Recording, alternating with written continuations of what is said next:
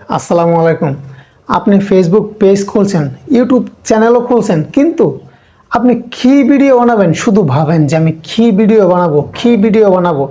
আপনি আজকে একটা গান গায়ে আপলোড করে দেন, কালকে আবার এক জায়গায় গেলেন, প্রকৃতি, গাছপালা, সমুদ্র সৈকত, ওইসবের ছবি ভিডিও করে আপলোড করে দেন। কিন্তু এভাবে হবে না, এইভাবে হবে না। আপনি যদি মিক্সড করে ফেলেন, আজকে এটা, কালকে সেটা, পরশু সেটা, তাহলে হবে না ভাই।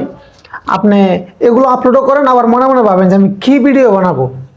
কিন্তু দেখেন, আপনি কী ভিডিও বানাবেন আজকে আমি বলে দেব।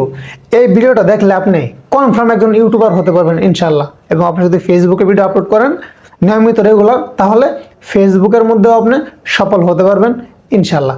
তো প্রথমে আসেন, আপনি কী ভিডিও বানাবেন। আপনি শুধু যে ভাবেন যে কী ভিডিও বানাবেন, দেখেন, আপনি একটু নিজেকে নিয়ে ভাবেন যে আপনি কোন দিক দিয়ে ট্যালেন্ট। আপনি গান কি ভালো গাইতে পারেন?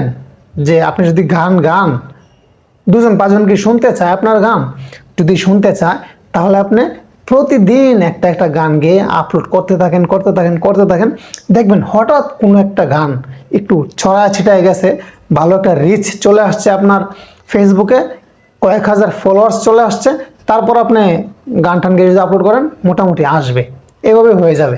আর যদি মনে করেন আপনি গান আপনার দ্বারা সম্ভব না, আপনি কি পারেন? আপনি কি ক্রিকেট লাভার? আপনি কি ক্রিকেট খেলা দেখেন? কিছু প্লেয়ারের নাম টাম জানেন?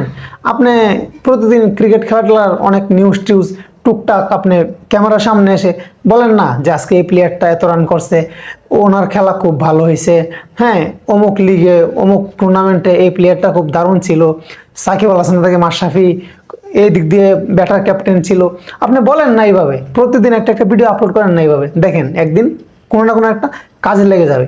তারপর আপনার ঘুরতে ভ্রমণ করতে ভালোবাসেন, এখানে সেখানে যেতে ভালোবাসেন, আপনি যান। হ্যাঁ, এরকম যদি আপনি হয়ে থাকেন, তাহলে আপনি এখানে সেখানের ভিডিও করে ব্লগ করে বানিয়ে আপলোড করুন না, ভয়েস ওভার করে, দেখবেন কাজ হয়ে গেছে।